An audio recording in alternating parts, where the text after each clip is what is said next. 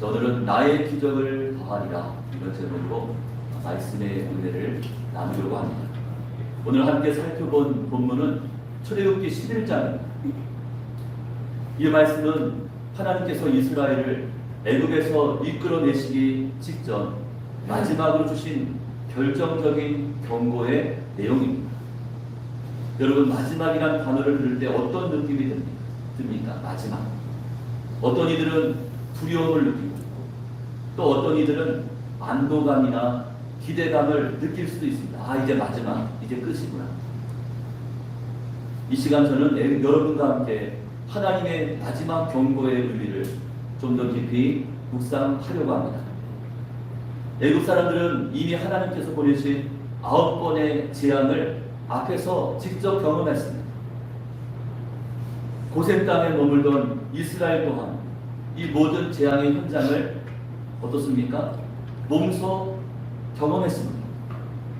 애굽 땅이 재앙 가운데 그런 거하는 것들을 고센 땅에 있던 당신의 백성들도 눈으로 확인했습니다. 피게이파, 가독, 우메 흑자, 10가지 재앙 앞글자만 따서 이렇게 외울 수가 있죠. 피게이파, 가독, 우메 흑자. 물이 피로 변하고 개구리가 들끓고 이가 생기고 파리떼가 몰려오고 가축이 죽고 또 독종이 생기고 우박이 내리고 메뚜기 떼가 몰려오고 흑암이 애굽 땅 구석구석을 덮었습니다. 애굽의 온 땅이 무너지고 또 그들의 삶은 흔들렸지만 바로는 끝까지 어떻게 했습니까? 완고했습니다. 완강하였죠. 하나님의 뜻을 거부하면서 고집을 부렸습니다.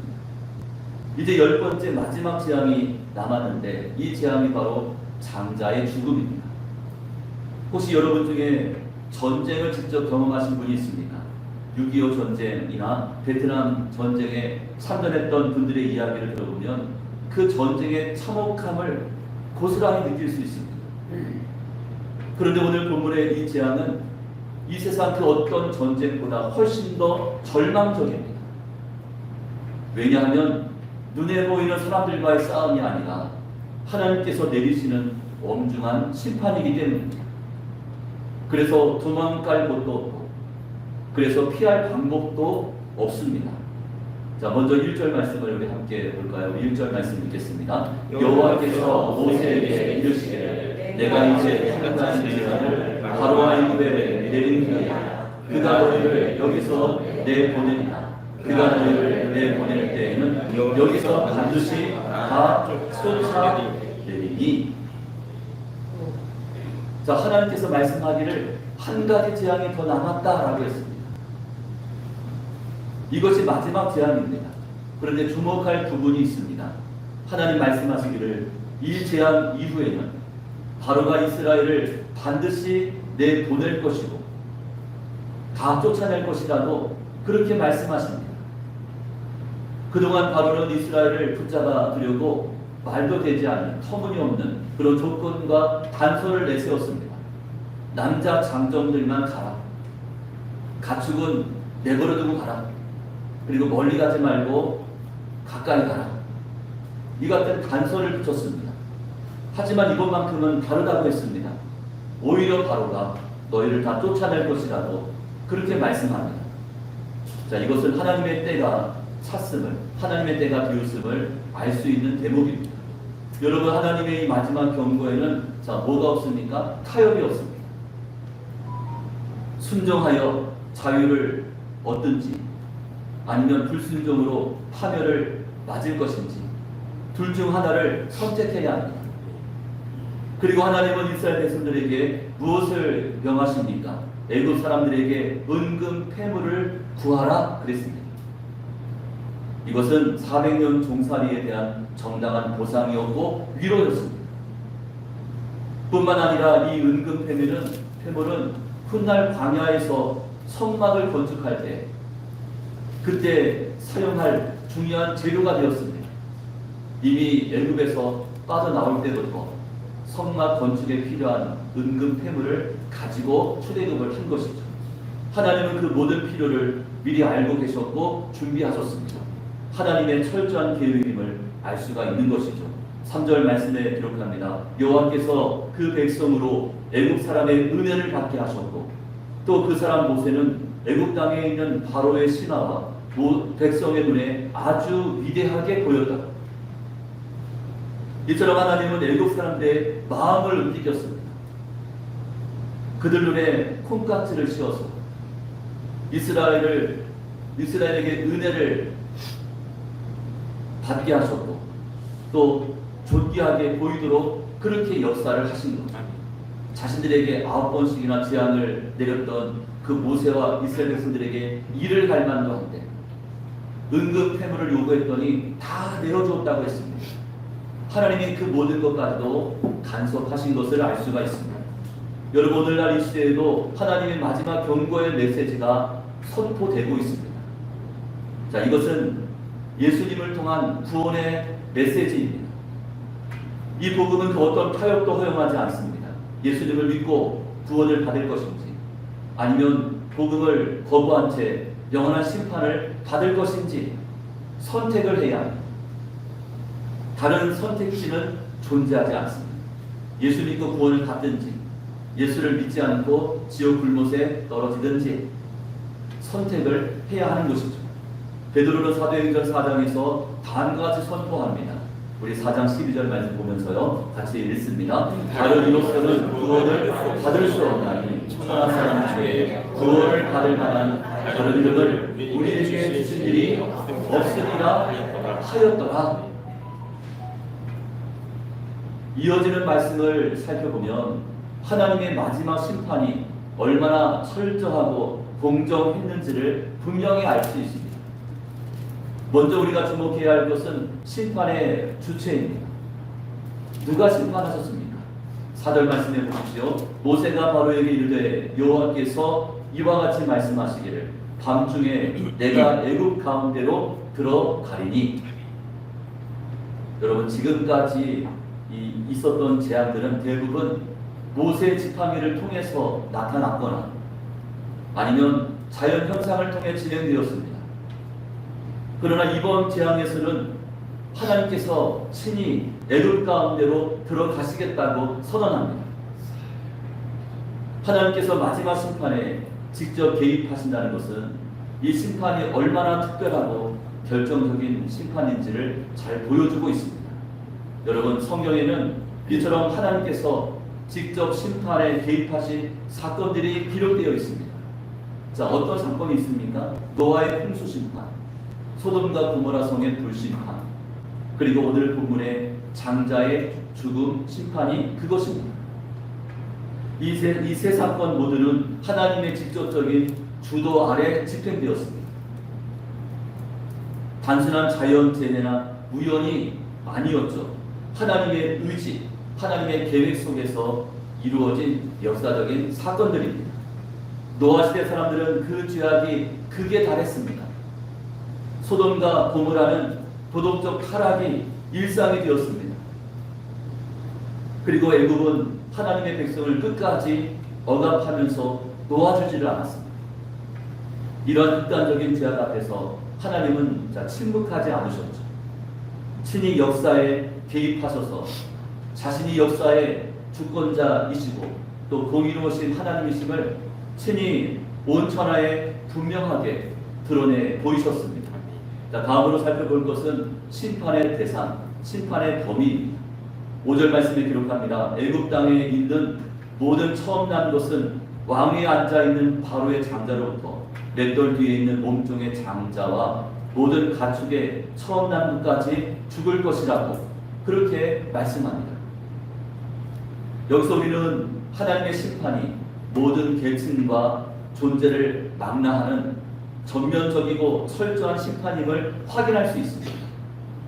왕위에 앉아있는 바로의 장자는 그 나라에서 가장 높은 신분을 가진 그것을 상징합니다. 반면 맷돌 뒤에 있는 몸종은 가장 낮고 천한 위치에 있는 사람, 그것을 대표합니다. 가장 높이 있는 자나 가장 낮은 자들, 모든 자들이 심판의 대상이 된다고 말씀하고 있는 것이죠. 하나님은 이 두 계층 모두를 독일선상에 올려놓고 말씀하십니다. 자, 무엇을 의미합니까? 여러분, 하나님의 심판은 사람의 신분, 또 지위, 그 사람의 권력을 기준으로 하지 않는다는 사실입니다. 높고 낮음, 귀하고 천한, 또 배운 것과 배우지 못한 것, 그 어떤 조건도 하나님의 심판대 앞에서는 아무런 의미가 없습니다. 무용지물입니다.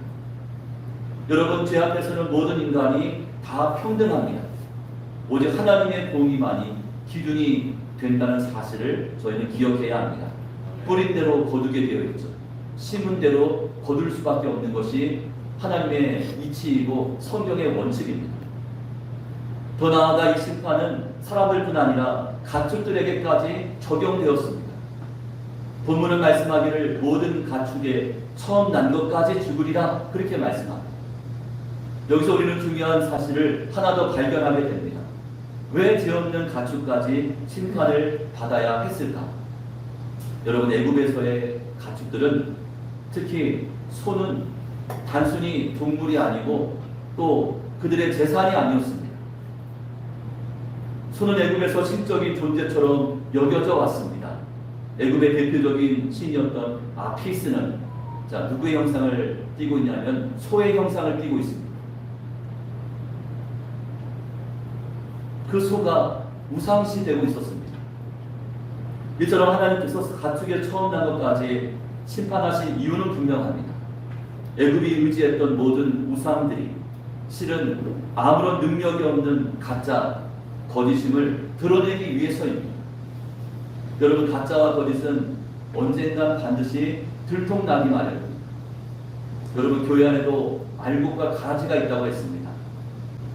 여러분, 가라지는 마지막 추수의 때가 되면 그때 따로 모아서 불에 태워버린다고 했습니다. 그들의 결론은 이미 성경은 이같이 말씀하고 있는 것이죠. 자, 그리고 그 심판의 결과가 무엇입니까? 6절을 이렇게 기록합니다. 애굽 온 땅에 전무후무한 큰 부르짖음이 있으리라. 여기서의 큰 부르짖음이라는 표현은 히브리어로 극도의 절망과 슬픔을 나타내는 그런 말입니다. 예전 성경에는 이걸 어떻게 번역했냐면 곡성이라고 했습니다. 곡성이 들릴 것이라고 했습니다. 애굽의 모든 가정에 죽음이 임할 것이고, 또 그로 인하여서 대성통곡하는 소리가 나라 전체에 울려 퍼지게 됩니다. 당시 애굽은 세계 최강의 제국이었습니다. 피라미드를 세울 정도로 강력한 국력과 기술이 있었습니다. 선진국이었죠. 그들 스스로 신의 나라라고 확신을 했습니다. 그들의 왕을 바로라 불렀죠. 마치 신적인 존재처럼 그렇게 자랑했습니다. 하지만 그 애굽 땅에 역사상 전례를 찾아볼 수 없는 전무후무한 절망과 슬픔의 통곡이, 큰 부르짖음이, 곡성이 들릴 것이라고 하나님은 말씀을 통하여 경고하십니다. 자, 그런데 7절 말씀에 보시면 지금까지 언급해왔던 애굽의 심판, 이와는 대조적인 놀라운 장면이 나옵니다. 자, 7절 말씀입니다. 우리 같이 한번 읽겠습니다. 그러나 이스라엘 자손에게는 사람에게나 짐승에게나 개 한 마리도 그 혀를 움직이지 아니하니 여호와께서 애굽 사람과 이스라엘 사이를 구별하는 줄을 너희가 알리라. 자, 여기서 개 한 마리도 그 혀를 움직이지 아니한다 라는 이 말은 히브리의 관용적인 표현입니다. 자, 어떤 뜻이 있습니까? 완전한 평안 또는 완벽한 안전을 뜻합니다. 일반적으로 개들은 낯선 사람이나 또는 위험한 상황이 닥치면 본능적으로 어떻게 합니까? 막 짖습니다. 이게 개의 본성입니다. 그러나 하나님께서는 고센 땅, 이스라엘 백성이 거하던 그 땅만큼은 개들조차도 짖을 일이 없을 정도로 완전한 보호와 평안을 주시겠다고 말씀하고 있는 것이죠. 개들이 짖을 일이 없습니다. 즉 하나님은 마지막 재앙에서도 이스라엘과 애굽을 철저하게 구별하셨습니다. 자, 이것은 하나님의 백성에 대한 특별한 보호이자 은혜인 줄로 믿으시기 바랍니다. 자, 이 장면은 우리가 잘 알고 있는 시편 23편의 다윗의 고백을 떠올려 줍니다.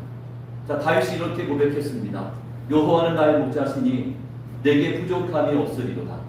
내가 사망의 음침한 물자리를 다닐지라도 해를 두려워하지 않을 것은 주께서 나와 함께 하시니라.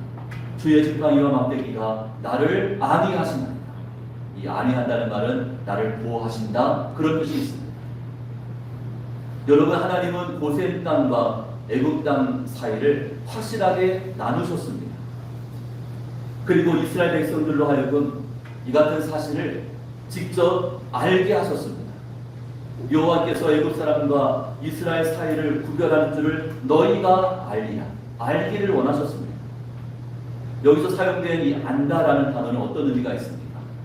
그저 책이나 아니면 배움을 통해서 아니면 인터넷을 막 검색해가지고 그렇게 알게 된 간접적인 지식이 아니라 실제로 삶의 현장에서 말씀을 붙들고 말씀대로 순종하며 살아가는 중에 몸소 경험하고 체득한 그런 직접적인 지식을 말합니다. 이걸 가리켜서 산 지식이라고 이야기합니다. 하나님은 이스라엘 백성이 하나님의 사랑, 하나님의 돌보심, 그리고 하나님의 구별하시는 은혜를 온 마음과 온 몸으로 직접 느끼고 뼛속 깊숙까지 깨닫기를 원하십니다. 너희도 알아야 한다 라고 말씀하고 있습니다. 이것은 우리에게도 동일하게 적용이 됩니다. 저희는 이미 하나님께로부터 값없이 받은 것들, 즉 구원을 받았고 또 믿음도 선물로 받았고 영생도 선물로 받았는데 단지 이것을 교리에만 머무를 것이 아니라 매일매일의 삶 속에서 반복적으로 체험해야 할 그런 덕목들이고 그런 은혜임을 말씀하고 있습니다. 여러분, 하나님의 인도하심과 응답, 또 하나님의 보호하심은 이 거칠고 위험한 세상에서 우리의 든든한 방패가 되어줍니다. 한 번 구원받고 한 번 믿음을 선물로 받고 또 영생 얻은 것, 그것으로 끝나는 겁니까? 그렇지가 않습니다. 천국 가는 그날까지 하나님의 인도하심, 하나님의 응답하심, 하나님의 보호하심, 구별하심, 이 모든 것들이 우리의 방패가 되어야 합니다. 그러므로 저희는 이 세상 속에서 하나님의 백성답게 구별된 삶을 최선을 다해서 살아내야 합니다. 믿는 자와 믿지 않는 자 사이에는 하나님께서 정하신 분명한 차이점이 존재합니다. 분명한 차이점이 있겠죠. 믿음을 가진 자와 믿음을 갖지 못한 자, 분명한 차이점이 존재합니다. 사도 바울은 고린도후서 6장에서 다음과 같이 권면하고 있습니다. 자, 어떤 권면의 말씀입니까? 너희는 믿지 않는 자와 멍에를 함께 맺지 말라. 그러므로 너희는 그들 중에서 나와서 따로 있고 부정한 것을 만지지 말라. 내가 너희를 영접하여 너희에게 아버지가 되고 너희는 내게 뭐가 됩니까? 자녀가 되리라. 하나님의 자녀들과 자녀 아닌 저 세상 사람들과 분명한 차이점이 존재하고 있는 것입니다. 이처럼 여러분, 구별됨은 부담이 아니라 특권이며 축복입니다. 자, 믿으십니까? 하나님의 자녀로 사는 것은 이 세상에서 가장 안전하고 복된 자리인 줄로 믿습니다. 이제 오늘 본문의 마지막 부분인 9절과 10절의 말씀을 우리 함께 읽어보겠습니다. 여호와께서 모세에게 이르시기를 내가 너희의 발을 들지 아니하냐. 그러므로 내가 애굽 땅에서 나의 기적을 거하리라 하셨고 모세와 아론이 이 모든 기적을 바로 앞에서 행하였으나 여호와께서 바로의 마음을 완악하게 하셨으므로 그가 이스라엘 자손을 그 나라에서 보내지 아니하였더라. 여러분, 하나님은 전지전능하십니다. 자, 믿으시죠? 하나님이 이 모든 것을 알고 계시고 또 모든 것을 계획하시고 그리고 불가능을 가능케 하십니다. 그러므로 믿는 자들의 삶은 기적의 연속입니다. 우리의 삶을 바라볼 때 어떻습니까? 원리 원칙대로 또 상식적으로 바라보다 보면 답이 없습니다. 인생 자체가 사단이 공중 권세를 잡고 있기 때문에 믿는 자들의 삶은 고난과 시련입니다. 길을 찾을 방법이 없습니다. 그래서 기도하는 것이고, 그래서 하나님을 의지하는 것이죠.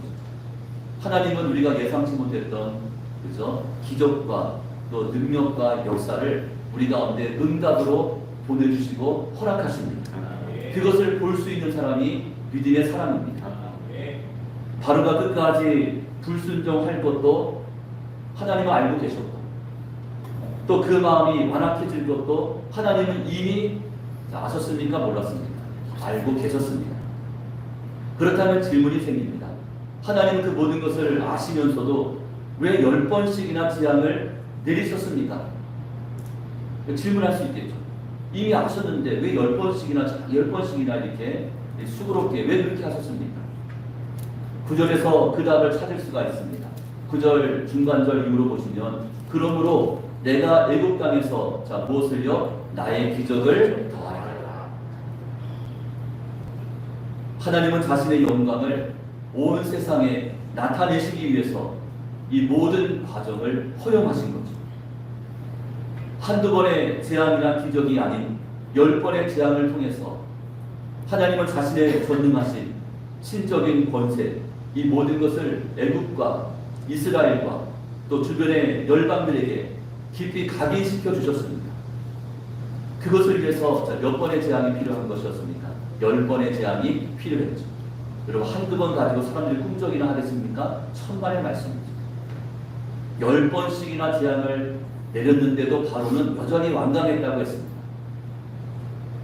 이 사실은 오늘날 우리에게도 큰 소망과 위로가 됩니다.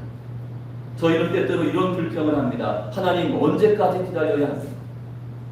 왜 빨리 응답하지 않습니까? 언제까지 이 고난을 겪어야 합니까?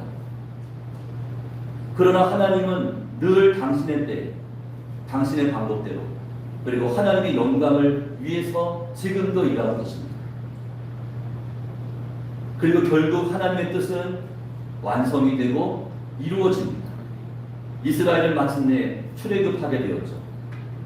10번의 재앙을 내렸는데도 바로가 끝까지 거절하고 반대를 했음에도 불구하고 출애굽은 이루어졌습니다. 바로가 아무리 완악하고 또 세상이 아무리 저희를 겁박하고 방해한다 해도 하나님의 구원 계획은 반드시 성취가 됩니다. 저와 여러분의 기도 제목 또한 그저 우리가 볼 땐 더딘 것처럼 보여도 여러분, 기도하면 반드시 응답이 주어지는 줄로 믿습니다. 사랑하는 여러분, 오늘 본문을 통해 우리는 세 가지 교훈을 얻을 수가 있습니다. 첫째, 하나님의 말씀은 반드시 이루어진다는 사실입니다. 하나님께서 심판하시겠다고 말씀하셨다면 그 심판은 반드시 임하게 됩니다. 하나님께서 구원하시겠다고 약속하셨다면 그 구원도 반드시 이루어집니다. 하나님께서 응답하시겠다고 말씀하셨기 때문에 우리의 기도 제목은 반드시 응답이 될 것입니다. 이처럼 하나님의 말씀은 결코 헛되이 돌아오지 않습니다.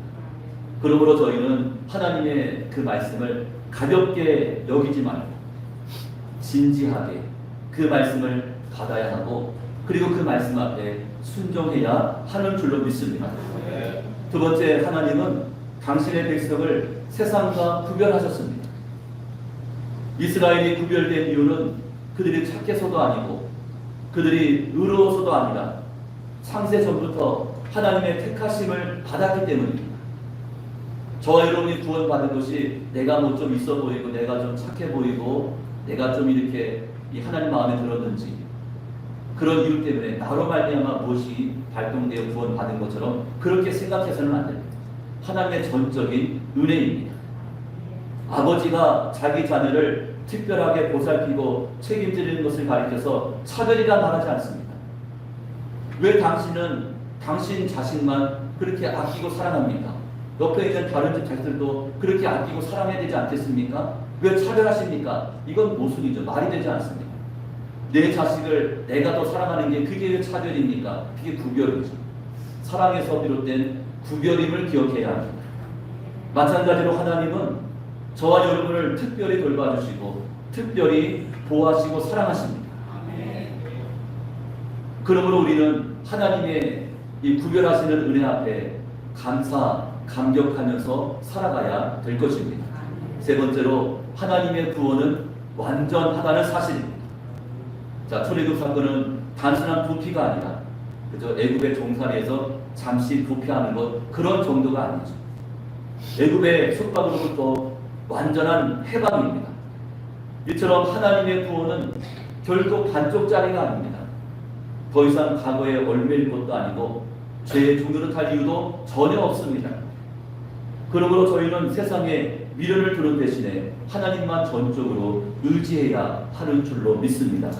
이제 말씀을 냈습니다. 여러분, 저희는 하나님의 말씀을 믿어야 하고 그 말씀 앞에 순종해야 합니다. 또 세상과 구별된 백성답게 여러분 감격하며 찬송하며 살아가야 합니다. 그리고 세상에 미련 두지 말고 여러분 하나님께 소망을 두어야 합니다.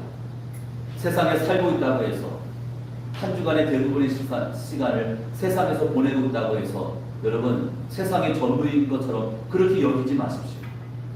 세상에 소망을 두지 마십시오. 대신에 하나님께 소망을 두셔야 합니다.